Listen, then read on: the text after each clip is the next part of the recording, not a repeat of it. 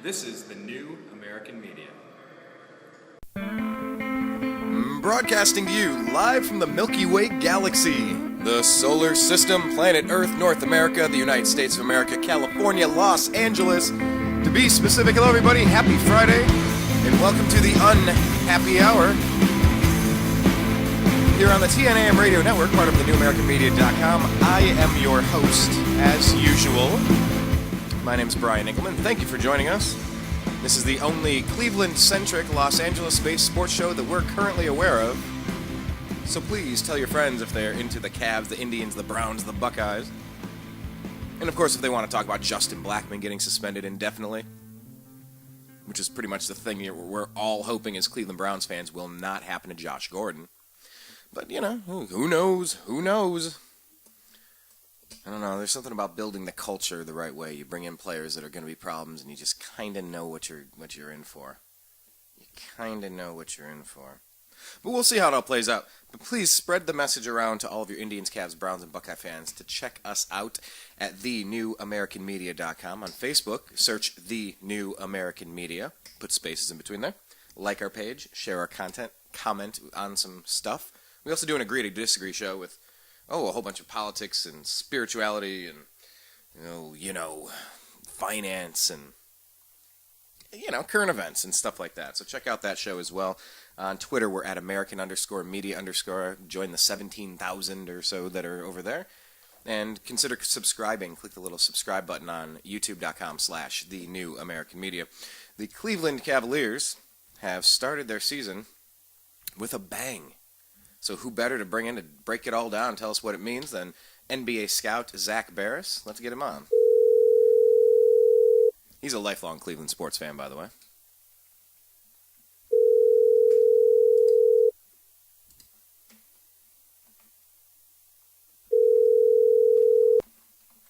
Oh. Good morning, Zach. You're live on the air, sir. How you doing? Good morning to you too. Yes. Well, it's the dawning of a new day, dawning of a new season of basketball, Zach. This has got to be your favorite time of the year. By the way, before we even get going, you can follow Zach on Twitter. Just check him out. He's at ZBaris. That's ZBARIS. Let me ask you the question that's on everybody's mind, Zach. Will the Cavs go undefeated this season? I'm not going to go that far. All right, it was worth a shot. But something tells me they're not going to get too close to where they were, 4 years ago when they won 66 games or 61 games. But they'll, I have a feeling they're a playoff team, and they sure as hell looked like it the other night. And that was with having Kyrie Irving was not on his A game. I'll say that. Right. Bynum played 7.5 minutes. Verjao returned after a whole season of not playing. And, they were impressive, though. I honestly, if that was a Byron Scott coach team, they would have lost that game in the fourth quarter. Explain that. What did you we'll break that down a little bit, because some people say coaching doesn't matter that much. Well, I used to be under that impression when I was in high school. I never really thought it mattered until I actually went to college and saw it for myself. And I have to say, though, I think especially college basketball coaching matters. Look at a guy look at Calipari. Everywhere he's gone in college basketball, he's taken every school he's ever had to the Final Four, whether it was UMass, Memphis, or Kentucky. All of them have been to the Final Four. He's only won one title, but he's always gotten there. College basketball makes a huge difference because of the recruiting process. In the NBA, I think Phil Jackson was an unbelievable coach. Now, I think he was also with some of the best teams of all time. Okay. But at the same point, I don't know if anybody else would have. He coached the Lakers, he coached Jordan with 6 rings and Kobe with 5 of them. So, that's 11 rings right there he has as a coach. Do I think you could have put in any other coach in that would have won 11 rings? No, maybe there was. I certainly think some of those Jordan teams, maybe not everyone would have won, but, close to it. But I think coaching matters that much in the NBA, where especially a guy like Byron Scott, who didn't seem to have control of the team towards the end, players were lax, and, they didn't play defense. Look at Kyrie Irving, for example. Kyrie Irving, one of my favorite players, but did not play anything at the defensive end, the last 2 seasons. And look at him, 2 nights ago. He was a completely different player, on the defensive end. His offensive game may hurt a little bit because of it, because he's giving so much effort defensively. But if you take a look at if you take a look at his defensive efficiency numbers, they were so bad it limited his offensive efficiency. He was so efficient on offense, but his defense was so poor that it limited how good he was. Limited how he was. So, and that's something that was overlooked a lot. People don't usually see that. Well, elaborate on that. Elaborate on that. Just take it another step with us then. How much did that affect this whole game? I mean, it just affected it. He looked great on the offensive end. From what you can see, is he looked great. But on the defensive end, he was giving up 2/3 of his offense. His basically his win shares on offense. He was giving them up on defense. So it made him 2/3 less as an effective player. He was 66% less efficient. So he's just breaking even a lot more often than he needed to be. Yeah, and now this will allow him, if he can be at the same efficiency he was last year on offense and be a highly serviceable defensive player, it will make him a much better player overall. And that's what Cleveland needs. They need someone, because this league is a point guard driven league at this point. I mean, especially going out there facing Darren Williams, Rajon Rondo, Brandon Jennings on a nightly, these are guys we're going up against, on a nightly basis. Kemba Walker, I know he's not one of the elite point guards, but he's still good, and he can score, he can score at will.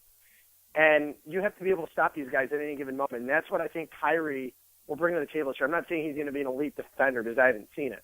But as long as he can be a serviceable and above average defender, the Cavaliers are going to be in for a pretty good season as long as they're healthy. And I keep preaching the health thing, because, like I said myself the other night, I was shocked when I saw Andrew Bynum coming, when he got cleared before the game. Yeah, I was absolutely shocked. You were shocked because we got some commentary from a previous show we did a few weeks ago on the Unhappy Hour with you, Zach. I forget who it was, but someone said, "Wow, you guys were off on the timeline." It's like, well, I'll take it. One of my friends who works with the Cavs, I'm not going to say who he is, but is high up with the Cavaliers, originally told me when we were out a month ago. He said, I said, "Well, Bynum open the season." He goes, "Dude, highly doubtful." He goes, "Not playing in the preseason, not going to happen." And he goes, his target date is the end of November. What do you know? He's back a month early. It's great to actually see him take the floor as a Cavalier. The fans were energetic from what I saw the other night on TV, and it was nice to see. It really, really was. It was, it's great for the city. Especially if he's healthy this year, and Verjao can stay healthy. The Cavaliers are going to be a tough team in the Eastern Conference. Their front court, and especially if you can get contribution from Anthony Bennett too. You've got your front court is stacked with Anderson Varejao, Andrew Bynum, Tristan Thompson, and the number 1 overall pick in Anthony Bennett. That's a lot of depth right there between your 4 and 5 positions. And Earl Clark, too, who can also play the 4. And Zeller, I don't like Tyler Zeller, but, as a third center coming off the bench, he's not always the worst option in the world. You know what? I want to talk a little bit about the number 1 draft pick. He's hoisting up too many threes. He's fat. He has sleep apnea and asthma. Like, all of the reports I'm getting, and I'm not saying this stuff, I'm just collecting all this stuff from floating around me in the ether. I'm not really getting glowing reviews from Anthony Bennett. I mean, we've only seen one game, obviously. He'll be fine. He'll be fine. New Jersey. I'm sorry, I didn't mean to call him New Jersey. Brooklyn's strategy was the other night, though, was let the rookie come in there, take the open shots. He's going to miss them. We'll give him those 3-pointers every day, and we're going to let him take those open threes. And that's exactly what they did. Now Bennett he was draining those shots in college. Eventually he'll start making them. Don't forget the nerves are there. I recall Kyrie Irving putting up on his first night. What was it in his first night in the Q? 7 points. Or something, 6 or 8 points. He wasn't that great in his debut in the Q. I remember that like it was yesterday. He wasn't very good. And don't forget LeBron's debut in the Q, too, against Carmelo. He put up 7 points in that game. So I think people are blowing it way out of proportion. Oladipo didn't have a great first night. A lot of these guys don't. Michael Carter-Williams is one of the few to have an unbelievable night. And he had one of the best nights I've ever seen out on the court. His player efficiency rating was 48 for the game, which is, I think that was one of those things that, like I said, you touch on nerves. He had it all going, but you saw his ability to the defensive end of the floor, was unbelievable. And he played well against Trey Burke in the Final Four. He was always a good player, but the problem is he's just not a great shooter. He played well the other night, though. But obviously he's going to go through his struggles this season, as will Philadelphia. They're not going to, nobody's putting them in the playoffs right now, and Miami has no reason to be worried either. But, getting back to the rookies is, Oladipo struggled, Kentavious Caldwell-Pope struggled, they all struggled, other than Carter Williams so far. So I think people are blowing it out of proportion. I don't think it's really a legitimate concern right now. Well, let's sure hope not. But as the Cavs start to work in Andrew Bynum, yeah, I mean, you got Anderson Varejao. They can definitely hold his own down in the post. How helpful is that for the Cavs? Where as they start trying to feed Bynum a few more minutes and really keeping an eye on his knees and how he's bouncing back after games. How important is it to have a veteran like Varejao in there with the energy he brings to the table? Oh, it's incredibly important. It seems the team always seems to play better when he's on the floor. They did it last year, the year before. Whenever he's in the lineup, that team is clearly better. He's a hustler. He does it on both ends of the floor. He can get, he gets tons of offensive rebounds. The guy's a machine. I don't love him sitting there. I mean, he had a lot of open jumpers the other night. I don't love it. It always scares me whenever he's taking those open, 10-foot jumpers. But the majority of the time he's draining them, so it doesn't, it just still makes me nervous. But yeah, maybe not as consistent as Z's mid-range jumper. But even having a healthy Bynum limits Varejao's possibility. It doesn't force Varejao to be on the floor 35 minutes a game. If you have Bynum out there, if Bynum can play, Bynum can average 22 minutes a night this year by the end of the season, that you're able to limit Varejao's, minutes a night. You can have him down at 28, 29 minutes a game where you want him, so you don't have to risk an injury. Thompson's perfectly healthy. And I think, I don't know if I said it on the show, but I tweeted over a week ago, that Thompson would be a legitimate candidate for the league's most improved player award. It's on my Twitter from over there from a week ago. Well, I'll tell you what you did. I forget exactly verbatim, but you were calling it out early. Watch Tristan Thompson. Talk about his performance. What was it? 18 points. Yeah, 18 and 9. I mean, he is. I'm telling you, this year, I heard from other people, from his trainers. I've talked to people in the past.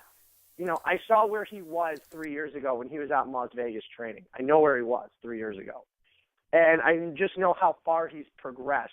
It was really upsetting to me last year when people were going, oh, he's a bust. We should have taken Klay Thompson, Jonas Valanciunas. When I was hearing my friends who are Cavs fans say that, and I said, guys, give Tristan time. He's raw as can be. He will be a good player.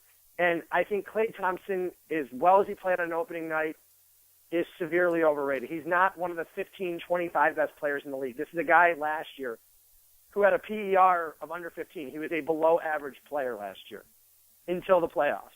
Same with Harrison Barnes. So that's why it really gets to me when people go, oh, Klay Thompson's amazing. He's a one-dimensional player. He's a good shooter, and that's about it. He's progressing in other parts of his game, but right now he's a dynamic shooter. And last night he didn't play that well. And, Golden State lost. I watched that game against the Clippers last night. And I have to say that I think Tristan Thompson, that 2011 class that we heralded as being, eventually the media said it was going to be one of the worst classes of all time. Kyrie Irving's turned into a star. Derek Williams hasn't done much. But, Tristan Thompson looks pretty good. Valanciunas is looking good. Enes Kanter's going to finally have his chance to shine this season. We'll see how he does. And I think, I don't know if I already mentioned Kawhi Leonard, but there were a fair amount of decent prospects in that draft, looking back on it. Serviceable NBA players and some good ones too. There's probably going to be multiple All-Stars coming out of that class looking on it now. Kemba Walker's a good player. So it really has looked a lot better than that. I think it will wind up being much better than this particular class. I don't love this class, but, we'll see. This class being the one that we're seeing as rookies, not the one coming up next year with Andrew Wiggins. They're saying that is going to be a ridiculously deep draft. I think the top 8 or 9 picks in that draft, just depending on who comes out. But getting back to it also, I wanted to touch on the Anthony Bennett thing real quick. Yeah, sure. On a normal year, Bennett, in the last 2 years in this team, if Bennett would have been in that draft and he would have been on the Cavaliers, he would have been playing a good 30, 32 minutes last night. That is a great point. Okay. That's the difference. He would have been starting for this team 2 years ago or a year ago. And the difference is now, as you look at the roster, they've added Jarrett Jack, they've added Earl Clark, they added Andrew Bynum. You got a healthy Varejao back too, so you added him too. You added so many pieces to this team in the offseason. All pieces that can contribute. We're not talking about, other than Dellavedova, but we're not talking about the guys they used to bring in with that, the Luke Walton or the Semir Den lineups anymore. The Cavaliers don't have any players of that caliber on the roster.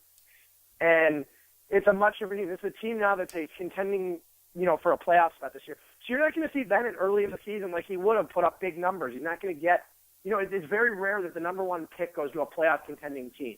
It is. It just is. The Cavaliers were bad last year. They're noticeably better this year. Just from progression from everyone in the lineup. It's something you should expect. I still think some people have the Cavs very low, and I keep hearing 38 wins. I'm like, you got to be kidding me. If this, and they're saying even if healthy, 38 wins. And I said, you got to be kidding me. I said, just look at some analytical projections. They're nowhere below 44 if they're healthy, or 46. Well, let me ask you this, because you bring up a point about Anthony Bennett playing a much more reduced role, a reasonable. He's a role player. Yeah, at this point. Yeah, that doesn't mean he will be for his career. It means he is right now. Yeah. But in the NFL, the question is, do you put Andrew Luck in right away and give him the keys to your kingdom? Do you put RG3 in and give him the keys to your kingdom? Russell Wilson, do you put him in? Looking back on it for Indianapolis, they just went 1-15 with Curtis Painter as their quarterback. Yeah, you give the keys to the rookie at that point. When you're a bad football team, and especially with Washington, when you give up 3 first-round picks for the guy, you better be starting him. Right. It's different in the NFL. Russell Wilson had a good preseason, and earned the job over Matt Flynn. I think Russell Wilson is one of those guys I loved out of college. I don't want to get off topic, but I remember saying if Russell Wilson was 6'4", he would have been the number one. He would have been a top 3 pick. He would have been. But he was 5'11". And that prevented him. And it's still causing him, problems to say, but he's a great quarterback. But yeah, sometimes you start those guys right away in college football. You do this, in the NFL. You do the same thing in the NBA, especially like with Orlando with Oladipo. They're a roster that lacks talent. If you take any of the guys in the Cavaliers starting lineup, other than maybe Earl Clark, the other 4 would be starting in Orlando. Right. Whether it's Verjao would be at the 4, Thompson would be at the 4 there. Vucevic would be the only one starting down there. And Oladipo maybe over Waiters. I don't know, just depending on who the coach is, but I don't know if he would do that or not. But, Orlando is one of those teams with very, very little talent. They do have talent, but it's just so young and so raw, and they haven't meshed well together. You've got Tobias Harris, Andrew Nicholson, Vucevic, you've got Oladipo. They do have a fair amount of talent in Orlando, but they're very, very young and very raw, and you need to see what you have out of those guys. And that's why you can play a rookie 35 minutes a night this year. So would you say then that a good coach rather, will be dictated by the makeup and composition of his roster versus the talent level of the player? Because in Orlando, obviously you got to play your kid because he's one of the best players on your team, versus obviously Mike Brown's not going to make Anthony Bennett play too many minutes as he kind of learns the game, the calls, all of the progressions. Well, there's a difference. The Cavaliers this year, some teams are playing to win. Some teams from their front office are not playing to win. Orlando is one of those teams that's not playing. They're not trying to win 40 games this year. It's not their goal. If it was their goal, they would have went out and money and spent free agents. They spent money in free agency. They did not do that. Orlando is trying to tank to get a high draft pick, and they want to see what they have out of their young guys, because that next year's class is loaded. So they want to see what they currently have with their own guys, play their young talent as much as you can a night, eventually try and trade Jameer Nelson mid-season to see what you have too, and try to recoup another draft pick for him. That's what Orlando's philosophy is this year. The Cavaliers are in a completely different one. The Cavaliers' goal is to win every single night. Orlando's is not. Their front office wants them to lose.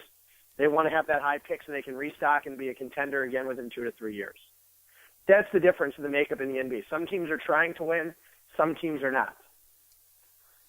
Well, I can certainly tell you, though, Boston would not have traded Pierce and Garnett for Gerald Wallace and Chris Humphries and Marshawn Brooks and a couple of picks if they were trying to win this year.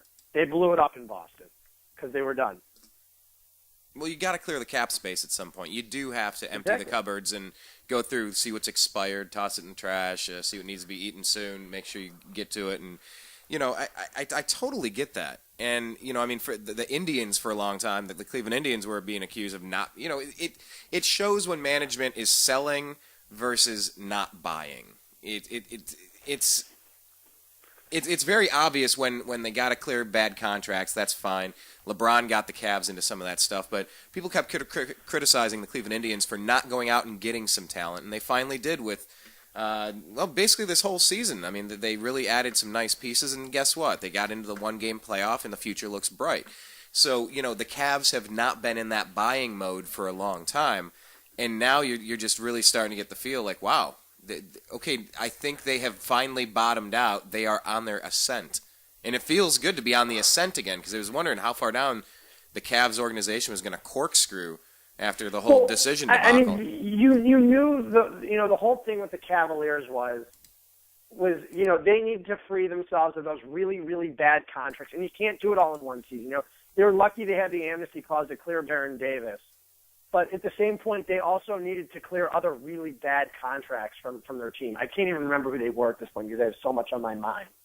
But looking back on it, that's what they did. They took a 2-year period. They needed the high draft picks. The problem is they weren't going to sign, the whole fiasco with Dan Gilbert and LeBron was going to prevent them from signing, a marketable guy who was actually worth the money. They could have gone out there if they really wanted to and traded for Joe Johnson. But Joe Johnson's not the kind of guy that's going to get you a lot of wins. He's a role player. He's a very good role player. And that's not what they were looking for. The Cavaliers were trying to draft high-end talent to free up all their cap space, get these guys signed cheaply, and then go in there and say, listen, we've got a good young team. Now we can go out and recruit a guy like Andrew Bynum. When people think I'm crazy anyways when I say Bynum's top-tier talent, because, they're always injured, he didn't play last year. Bynum, when healthy, or even, at 80%, is still the second or third best center in the league. There's no doubt in my mind. So when you have him, when you have a healthy Andrew Bynum, I still take him up against, the only center in the league, and I'm saying this right now, the only center in the league I would take over a healthy Andrew Bynum is Dwight Howard. There are guys in that next tier where you have Joakim Noah, Tyson Chandler, the really good defensive centers who are, semi-offensively challenged. You don't have that in Bynum. Bynum put up almost 19 a game when he was healthy, 2 years ago. Interesting. I'm thinking this out. Okay, so then who's below Bynum and Dwight Howard then? Who's right in that next tier? Well, do you mean Noah and like I said, Chandler? Noah, Chandler. I have them both a tier ahead of Al Jefferson. I'm trying to think. Oh, Roy Hibbert. Roy Hibbert's joining that top tier of centers. I'm not saying Bynum's there right now. I'm saying Bynum when he's there, they'll be there. When Bynum's back, I understand. Big difference, yeah. But right now, I still have Dwight Howard, and then I have Roy Hibbert right below. I've got Roy Hibbert in that. Roy Hibbert's a good player, especially when he's on his game. He can be great at times. You mean he's kind of like a rhythm player, like when he starts feeling the groove, he's way different. Yeah, I consider Duncan to be a 4, so I'm not going to put him in there. I consider Gasol to be a 4, so I'm not going to put him there. Cousins puts up the big numbers, but DeMarcus Cousins isn't going to bring you wins right now. It remains to be seen for this year, but the last 2 years he hasn't done it, or 3 years. He hasn't. He puts up those great numbers, but he's still not there yet. His numbers on paper look fantastic, but he's still not there.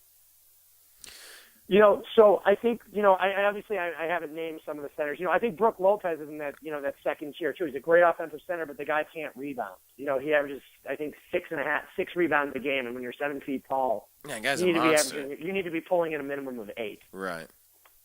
But he's still a very good player on the offensive end. He's one of the, he reminds me a lot of Ilgauskas, actually. All right, yeah, maybe a little bit.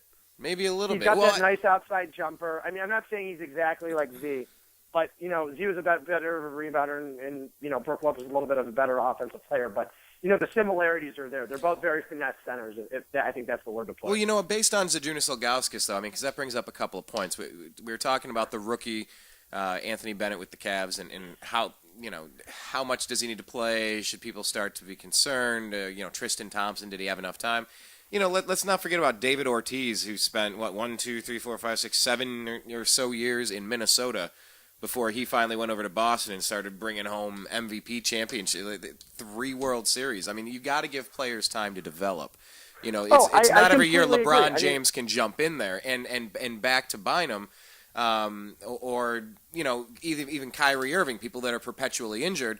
Zydrunas Ilgauskas had a lot of foot problems in the first few years of his career, and a lot of people said, wow, what a bust of a pick. And guess what? He got it together, he got healthy, and, retired his jersey. Go figure. I also want to make a comment, too. A guy like Tarasev would have seen legitimate minutes the other night, and said he wasn't even in uniform.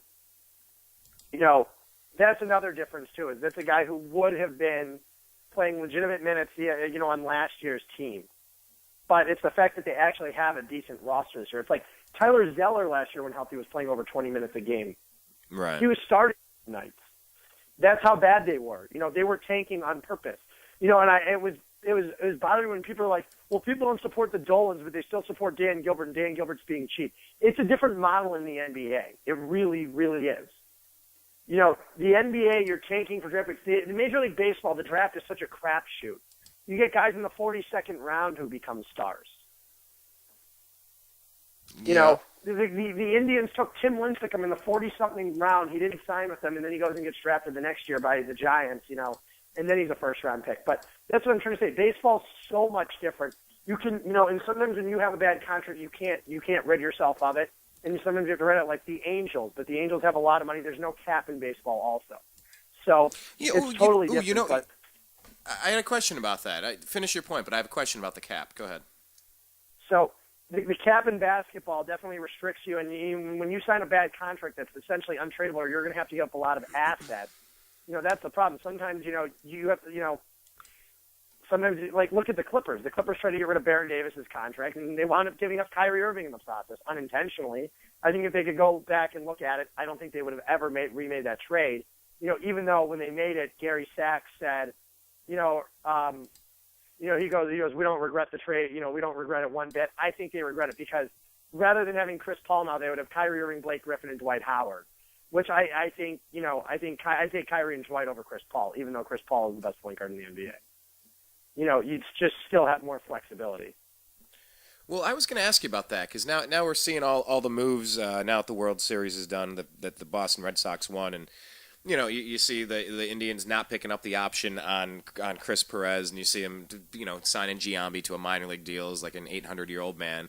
Ubaldo Jimenez getting offered the deal and going into free agency now. He's voided it.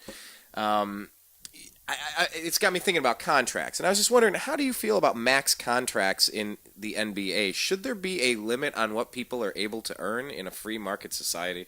Because I started really pondering this one. I like it, though, because it limits, what if a guy, does LeBron deserve $45 million a year? Probably yes, he does. That's what he contributes to the team. But on the end, you need to make it, you need to cap it out somewhere. I like it that it should be capped out. The NFL isn't, but basketball, has it has that cap, sitting in the high 50s, and you only get 12, 13 players per roster. So, you don't want to have one guy making $45 million and the rest of a bunch of veteran minimum guys. That's not what you want. And I think that's good why you have a cap, on what the guys can get as a max too. On the one hand, it allows every team to be competitive and go out and try to sign someone. By the way, Byman's in the game for the Cavs. But I really like what the NBA has done, though. At the mid-level, it determines contracts for players and what they're worth, essentially. I really do like that, though. Well, it is interesting. It is interesting to think about, and the NFL, I think it's even more even across the board, isn't it? As far as you have to spend certain minimums. I might be a little the off NBA has a floor this year too, though. Oh, okay. Is that a new thing for the NBA? It's $10 million below the cap. The Sixers barely met it this season. I didn't think they were going to meet it. I don't even know how they did. I'm still not sure how they did because I didn't think they were close. Okay, but you're saying that the floor is a new thing? Yeah, I believe so. But they met it. Nice rebound by Bynum.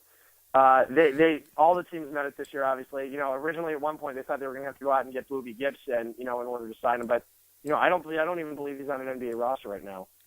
Wow. Yeah, I mean, you think in last year's team, it's vastly different for the Cavs. We're talking with NBA scout. I'm watching the game right now, and I'm looking at their lineup. They've got Bynum, Thompson, Jack, and G on the floor, and Irving. They've got Irving, Jack, Thompson, G, and Bynum. That's a lineup they would have killed for in years past. Absolutely, but we're still losing by 4. But we got plenty of game to 7. play. Walker just turned to 3. Ah, but Now we're doing play-by-play with NBA scout and lifelong Cleveland sports fan Zak Baris. Follow him on Twitter at @ZBaris. That's ZBARIS. Zach, let's just go around the league. I know our shows are all over the place, which I love.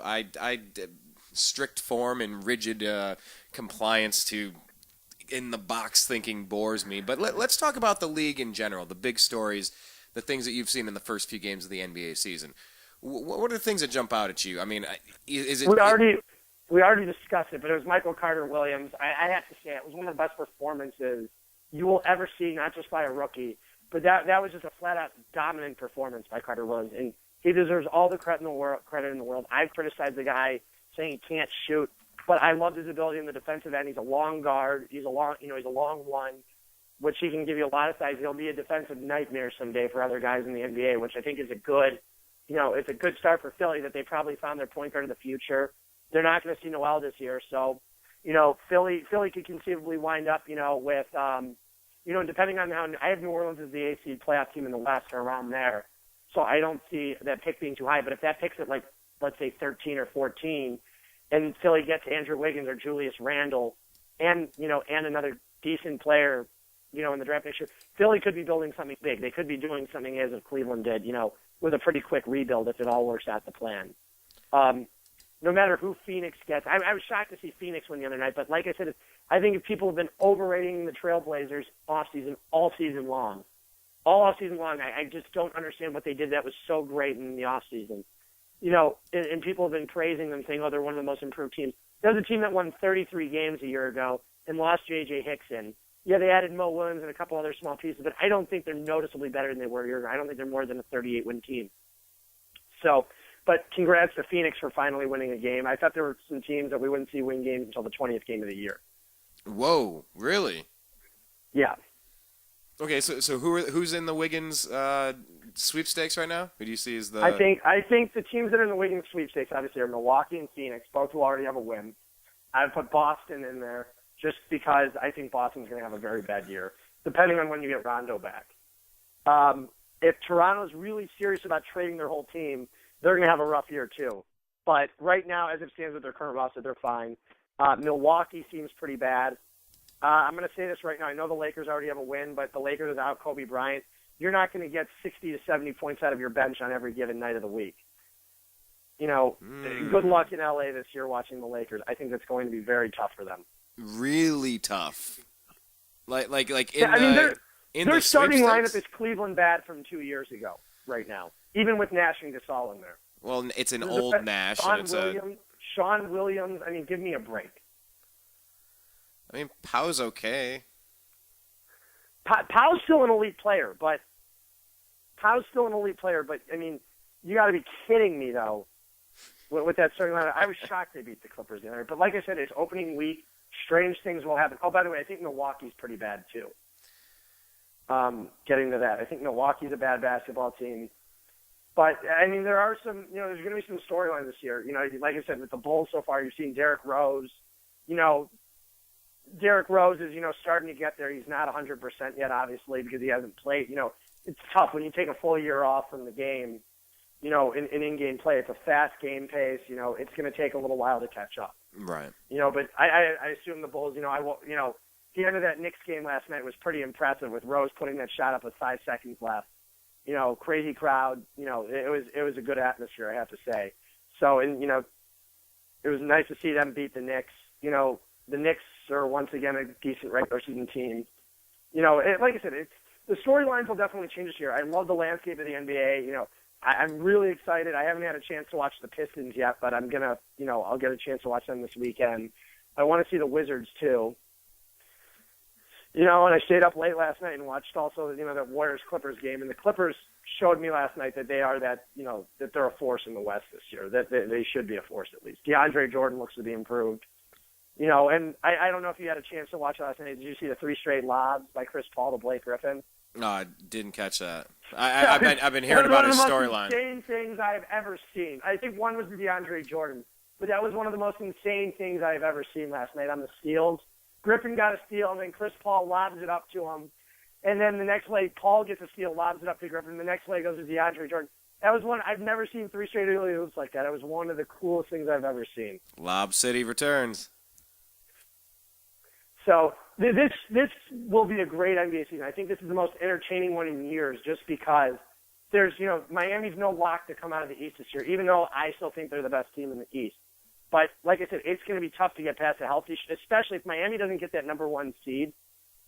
Let's say it goes to either Indiana or Chicago. And let's just say, hypothetically, it goes to Indiana, and Chicago winds up the number 3 seed. That means Miami would have to face Chicago in the second round, and then Indiana in the Eastern Conference Finals. That is going to be no cakewalk. It's different. The Bulls this year are 100 times better than they were a year ago, and Indiana has a legitimate bench. There's no more Tyler Hansbroughs out there. Now you have to deal with Luis Scola, Danny Granger, C.J. Watson. They're a much better team than they were a year ago. Ooh, nice play by Bynum. So I think it's going to be very, very tough for Miami to get out of the East this year if they're not completely healthy. If they're like they were a year ago and they're not 100%, good luck to them. Hey, they're already giving Dwayne Wade time off. He's already sitting out. They're going to do that. They're a playoff team. It's fine, And that was the night you thought you were going to win anyways. You're not going to see Wade play on every back-to-back. You want him to be healthy in April and May and June. It doesn't matter what he's doing in November. You want to keep him fresh all year, and that's their goal. And you can do that. You can legitimately do that, if you play him 65 games a year, he doesn't need to be playing 80. Yeah, but David Stern doesn't like that. He's not a big fan of that. But it's better than seeing him in, but I'm sure Stern would rather him sit a game here and there than watching him sit 40 or 50 because he has a knee injury. Hey, greed is a strange thing. Sometimes common sense goes out the window. I don't mean to interrupt, but I think Stern doesn't like it when teams sit their entire team.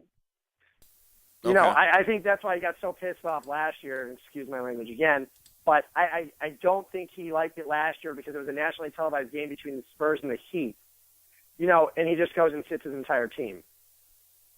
I think that's why he was so frustrated, because it wound up making sure, it's going to be the game of the year, and then what do you know? The Spurs have none of their marquee guys playing. Duncan's out, Parker's out, Ginobili's out, Leonard's out. The whole team is out. So, and then Miami did it the next time against them. So, they didn't even really get to play each other during the regular season. Well, I still thought it was great when Popovich sat out Tim Duncan. Did not play. Old. I love that. Did not play. Why? Old. I mean, that's just one of my favorites. No, but what about Dwight Howard down there in Houston? We haven't talked about him much. I want to get your thoughts, because he looks like a whole new player, Dwight. He really does. He looks like he did 3 or 4 years ago, and that's what's scary about Dwight. Because if Dwight can play at this level like he did when he was the dominant force he was in Orlando 4 years ago, when they beat the Cavaliers in the playoffs, or even 3 years ago, if he's on those lines, watch out. It changes the whole landscape of the NBA. The entire landscape of the NBA, because Dwight means he's back to being the best center in the game. There's no doubt. Last year, I didn't see that out of Dwight. I didn't go, this is the most dominant center in the NBA. I go, this is a guy who looks like he's hurt and doesn't care to be playing here. That's what I thought in L.A. last year. Yeah, you and everybody else. You remember, part of me last year said, I can't see Dwight staying in L.A. if he would have already committed. But, there's the other part of me that even said last year going, how is Dwight Howard going to leave L.A.? I said that to myself. I said, I can't see him leaving L.A. And, he did it. I was surprised he honestly, part of me was surprised he left. The other part of me said, it's a much better fit in Houston. And I think this is a very similar team that he had in Orlando, except he has that star in James Harden. I think Houston, if he keeps up this level, will be a championship contender, and I think they can beat any team in the West if they play like that. And I've seen a lot of back and forth now about Kevin Durant and the Rockets. Have I not told you all along? I don't know if Durant's specifically going to Houston, but have I not said all along that due to Clay Bennett's inability to let that team go under the luxury tax will eventually cost him Kevin Durant? I've been saying that for 2 years now, maybe even 3. And I especially said it last year when I ripped him after the Harden trade. I remember doing that specifically. I ripped him one after, and Sam Presti. You don't trade away a star player for a bunch of role players. And I'm going to give Bill Simmons this one. You do not trade $1 for 4 quarters in the NBA. Ah, okay. That is one of Bill Simmons' best lines he's ever had. And I'm quoting him directly. You do not trade $1 for 4 quarters. When you have a superstar, you do not trade for 4 role players. Look at the difference of a team which you get. Look at look at New Orleans after Chris Paul. Nothing. Whenever a team trades a superstar for a bunch of role players, they lose. Look at LA after they traded Shaq for Brian Grant, Lamar Odom, and I believe they got one other piece in there too. Look at Miami. Miami went from being a decent team to being a championship team. LA went from being a championship team to being a 40-win team. That's what happens in the NBA. So unless you're getting a young star in return for James Harden, it was a terrible deal. Clay Bennett, he's so unwilling to go into the luxury tax because they play in such a small market. He's essentially going to cost himself Kevin Durant and Russell Westbrook. Because when Durant leaves, Westbrook's going to L.A. You can book that one. If Durant walks, Westbrook walks too a year later. Man. You know what? I don't even care. Part of me hates the Thunder. Part of me. What part of you hates the Thunder? Tell me that one. Because I like the Seattle Supersonics. I did. Seattle has a very passionate fan base. You see it with the Mariners and especially the Seahawks. They've always had a passionate fan base. I grew up loving the Sean Kemp, Gary Payton team. Hey, same here. And it was one of those cities that didn't deserve to have its team ripped from them because of the new arena. That's what I didn't like about it. And so a lot of the times I don't like the expansion teams that when teams move, I don't particularly like them. I've always had that thing against me just because the Cleveland Brown in me always feels like that. Agreed. I hear you. So I've always, when the Thunder were 2-25 a couple of years ago, I was ecstatic. I did root for them against the Heat a couple of years ago. Not going to lie about that one, because I didn't want to see Miami win. But, it's just, I just don't want to, I don't want to sit there and glorify these teams, these cities that, have never had anything before, and then suddenly they go out and get their team and they're good overnight. I think Kevin Durant, I love Durant as a player. I love Westbrook and I love Harden. I love them all as players. And like I said last year, I think they would have won the title last year. They would have beaten Miami last year when I said they should have canned Scott Brooks. When they, how do you have Steph Walsh starting over the fourth best player in the NBA according to ESPN? Savo Cephalosha starting over James Harden was the stupidest thing I've ever seen. They have James Harden as the fourth best player in the league. Do you agree with that? Yeah. I have him up there. I don't know if I have him at 4, but he's definitely, let's put it this way, he's top 10.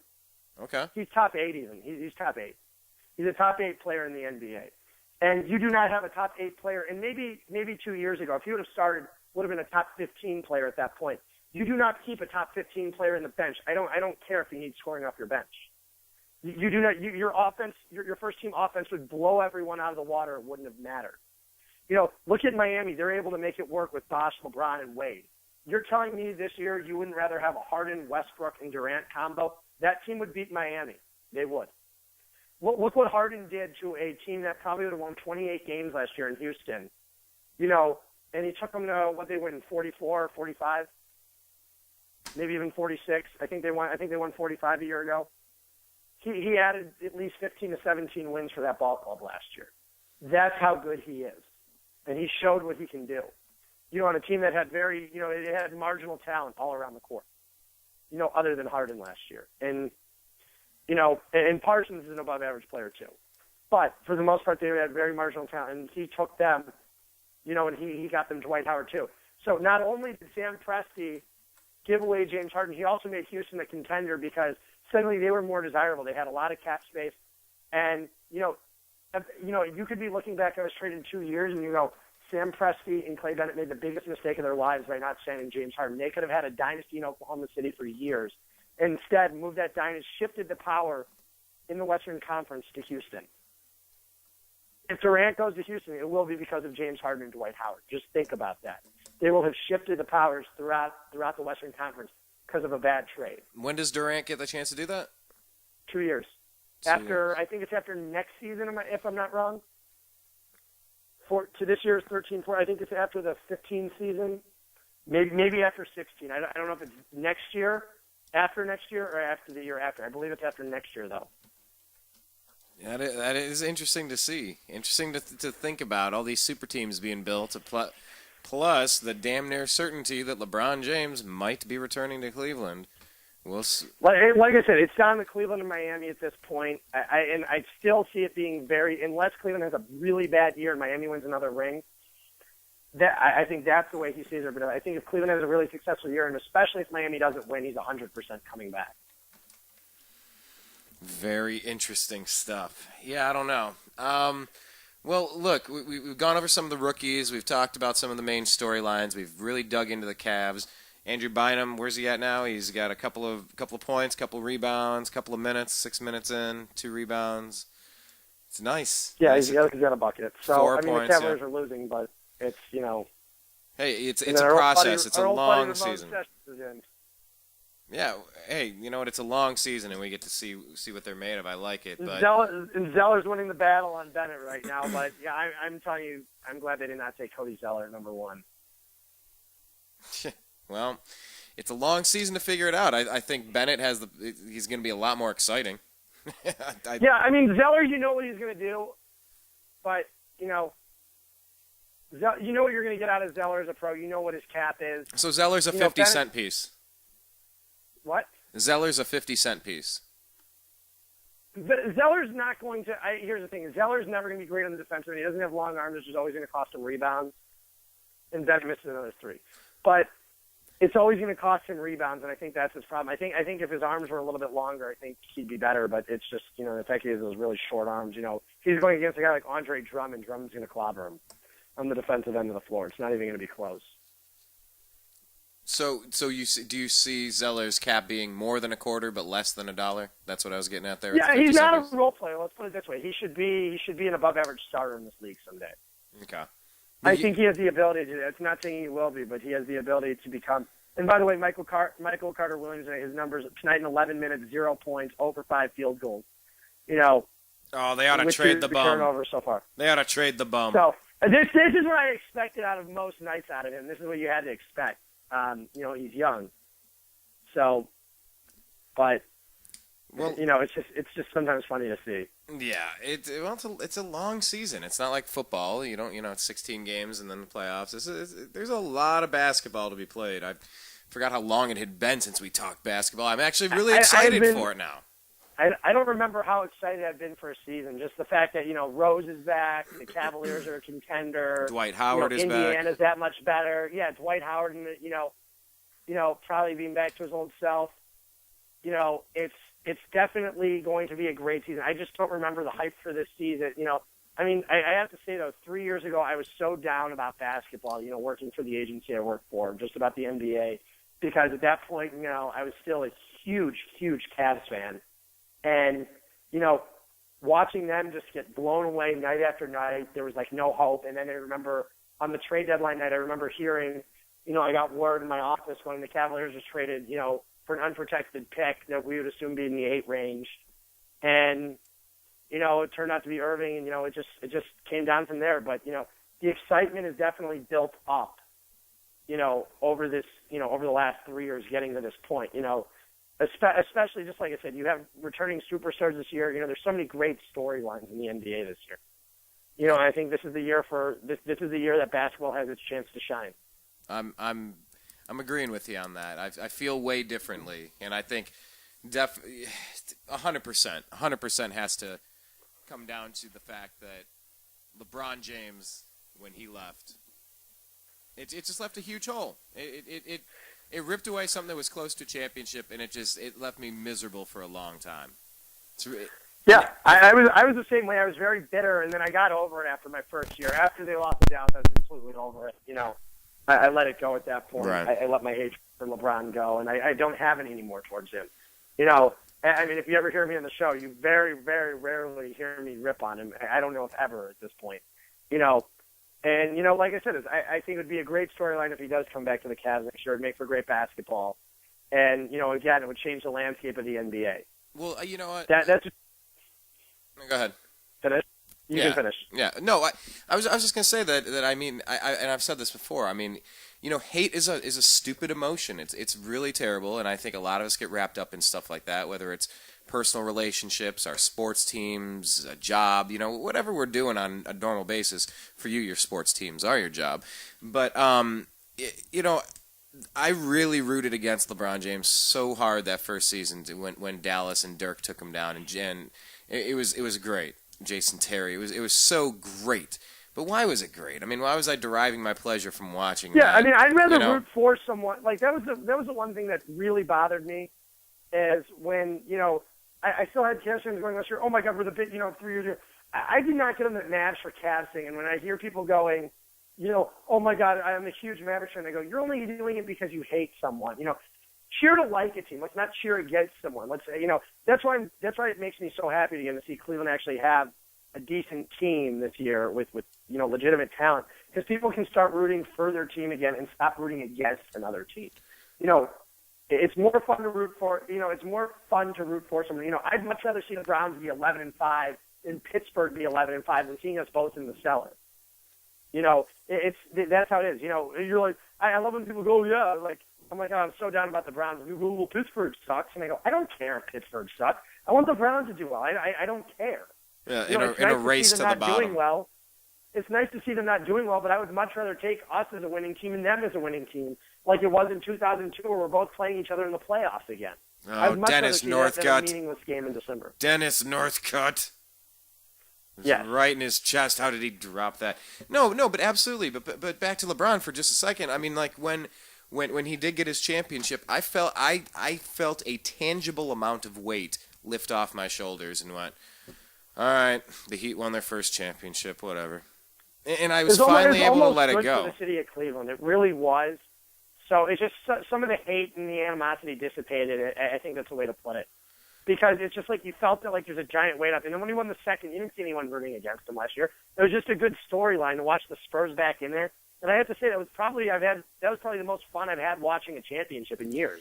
I will admit that I still root against him. I still root against him. But you're not actively on a hatred level going, oh my God, if this guy wins, my life is over.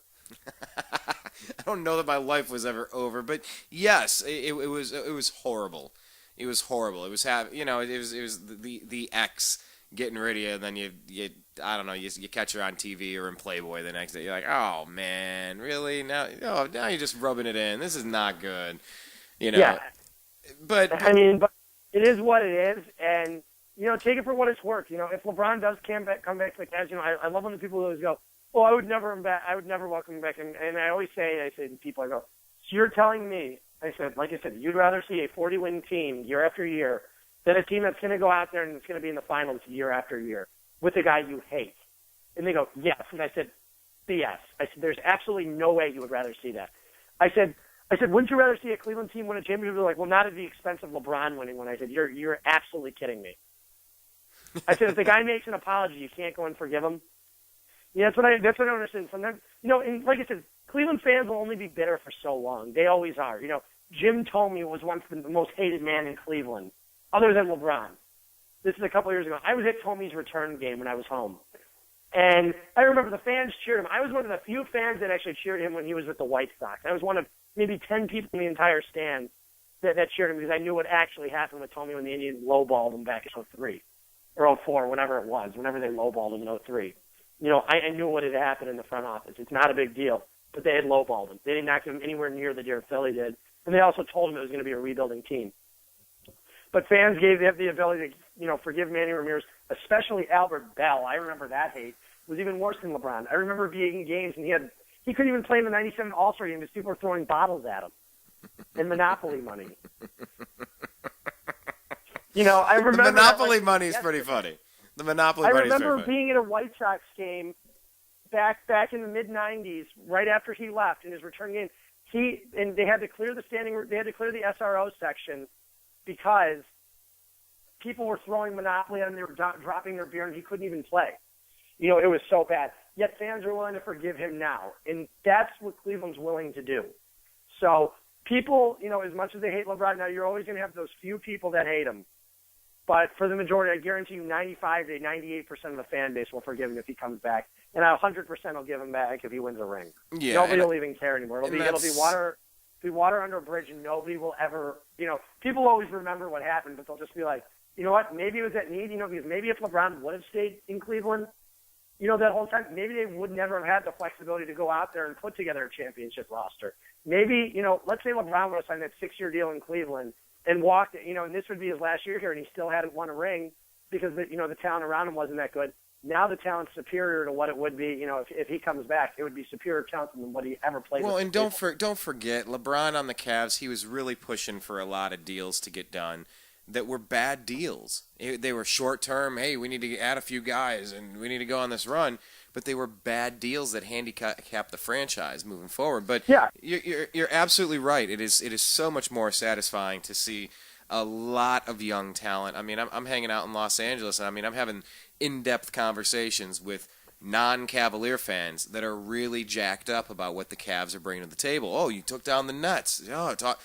Breaking down the young talent on the roster, and it's like, wow, people are really paying attention to the Cavaliers across the nation, and it's a really good spot to be in. And we're only going to have you for another minute or two here, but I was just wondering if you had any thoughts on the Browns. Are they rebuilding? Are they sellers? Are they buyers? Thoughts on Josh Gordon not leaving? The Browns, I have to say it, are a few pieces away. I'm so happy they did not trade Josh Gordon, but at the same time, it worries me to death after today, seeing that Justin Blackmon was suspended for the rest of the year. Exactly. I just hope this kid can keep his head on straight. That's all I hope. I really, for his sake and for the Browns' sake, because they're a match made in heaven. He's the receiver the Browns have lacked forever. Always. Even in the days before when they traded for Andre Rison back in the mid-'90s.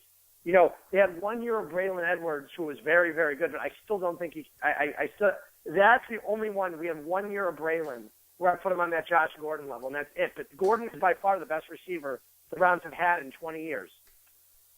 He is. There's no doubt about it. There's no way anybody can even argue that. But this team still desperately needs a quarterback. I don't know if Brian Hoyer's the answer. I don't know if you go and draft a guy like Taj Boyd. I haven't loved what I've seen out of Brett Hundley the last few weeks. If they're obviously not going to be able to draft, Teddy Bridgewater, get into that category with him, or probably even Marcus Mariota. Might be able to trade to get up there. We're stockpiling draft picks. They are, but at the same time, though, do you take a project like, do you take Manziel in the second round next year, who I think he's going to be a great NFL quarterback after? Really? The more I watch Johnny Football, the more I like the guy. The guy might be a total douche, but he can sure as hell play football. He's got a much better arm than Tebow. His accuracy's better. He can also step up in the pocket and make plays, and I think that's why he is. If he landed to the Browns in somehow the beginning of the second round, they were able to trade up and get him in the early second round, give up one of those third rounders or get up a fourth, and use their 2 picks on, a receiver and a tackle, and then go and get another running back in the third round, or free agency. I know they're going to spend. That's Joe Banner's MO. He spends in free agency every year. He always does.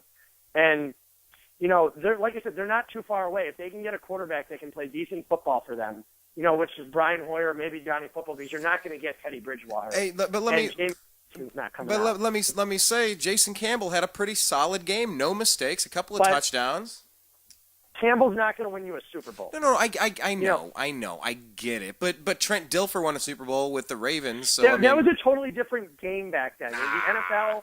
Yeah, I know it was. I'm telling you, that Ravens team would never be able to compete in these days. They would still be a good team. They would not be that 12-4 defensive force because they can't play. You can't play defense like that in the NFL anymore. I know. There's no Chris McAllister, who was a physical cornerback, or James Starks. Those are not James, or was it James? I can't even think of who it was. But they had these very physical corners, on that team. And, Peter Bowler, guys who were incredibly aggressive, and just laid out guys on the floor. And Mike McCrary, Tony Circus. Half the time you'd be penalized nowadays. That's why defenses are so bad in the NFL nowadays, and you see all these guys breaking records because everything's a 15-yard penalty. If you hit the guy above his waist, it's a penalty. Yeah, if you hit the guy below his waist and you tear his ACL, it's a penalty. If a guy gets hurt, it's automatically a penalty. The problem with the NFL now is you're always, in 15 years from now, you're going to see teams averaging 50 points a game. It'll be flag football, I think. It'll be flag football in the year 2000. And that's the problem with it is that's what you're going to wind up seeing is you're going to see something like that, and it's a shame, but you got to protect the players, I guess. But I mean, like I said, I don't think the Browns are too far. I think they have a very good defense. The second half last week they were unstoppable, I still think they need to add something to the secondary, a big piece of the secondary, whether it be a safety or a corner. But I do like Buster Screen this year, but Screen would be awesome in the nickel. So how do you see the Browns season wrapping up here as we head out the door, Zach? I think a lot of it depends this week. If you go and beat Baltimore, you're suddenly, then you got the bye. You have that easy stretch of games where you've got Jacksonville, Pittsburgh, and one other beatable team. I can't think who it is. Whether it's you have the Jets too. They're beatable. And you still have you have the Bears, and if you get the Bears without Jay Cutler, they're beatable. Everyone in the division is beatable at this point. I think. I think Cincinnati, you've already beaten on them this year. I think they're beatable. I mean, the defense annihilated them. I think everyone in the AFC North is beatable. I think a lot depends on what happens this week against Baltimore. Yeah, I mean, that Kansas City game was very winnable. I couldn't believe that they were talking, and terrible to see that Travis... I just want to say, yeah. I made a mistake a few weeks ago on the show when I said, I think it was 3 or 4 weeks ago, when I said the trade deadline was week 6. That's how it used to be. They've changed it to after week 8 now. So I apologize for my mistake. I caught myself, and I haven't been on the show since to be able to, to let you guys know my mistake. But I wanted to let you know I made it, and it's been on my mind these last few weeks. No, it's fine. They're always switching around the fine details of this stuff anyway. But I agree with you. I'm really glad that the Browns did not trade Josh Gordon. And let's just keep our fingers crossed he doesn't turn into a Justin Blackmon. But I mean that Kansas City game was winnable. Devon Bess, too bad that Travis Benjamin got injured, and now they're saying they might put Bess back there to take the bulk of the kick returns. I think it's going to be Armani Edwards, the guy they just signed from Carolina. I think he's going to be the guy. I mean, I think Bess will get him this week. But I heard Joe Hayden's even going to be returning him too. So yeah, I wouldn't even mind Josh Gordon on kick returns, not punt returns. But Gordon in the open field is he's an animal. I like that idea on the kick return, not the punt return. I would love to see Josh Gordon return a kick. I think he'd be a freak. He's so fast. He's agile. I think it'd be really cool to see. But like I said, I just don't know if you can risk it. I don't know how dangerous kick returning is. I know punt returning is incredibly dangerous. So. All right. Well, man, now you got me thinking about that. I think I'm on the bandwagon until swayed otherwise. I'm on the bandwagon of that. But hey, man, we're out of time. It's always good hearing from you, and it's going to be a really exciting Cavs season. So I expect we're going to do a few more of these in the meantime. So, any final words on your way out the door, buddy? No, I just want to thank you again for having me on, as always. I'm looking forward to hopefully doing this weekly during the season again. I miss these days. I miss the days where the Cavs are competing legitimately, consistently for playoff spots, and they're back. So, all right, man, we'll talk again soon. You have a great day, sir. All right, have a good one. All right, there goes Zak Baris, everybody. Please make sure you check out his Twitter feed. He's at ZBaris. That's ZBaris. Coming up next, I'm going to have guest Blake the Eccentric Wally. On Twitter, he is at Eccentric99. We're going to talk about this LAX shooting today, what it means for the TSA, and a further clamp down of civil liberty restrictions and the police state creeping in because we need to be protected. We need to be protected against all these things, which we do, but how much do we trade for that security? We'll talk with him about that and the Obamacare flop, the rollout of the website that launched like the Hindenburg. Coming up in just a second on Agree to Disagree. Check out the homepage, thenewamericanmedia.com, youtube.com/thenewamericanmedia. Search The New American Media on Facebook, like the page. And we are American_media_ on Twitter. Talk to you later. Peace.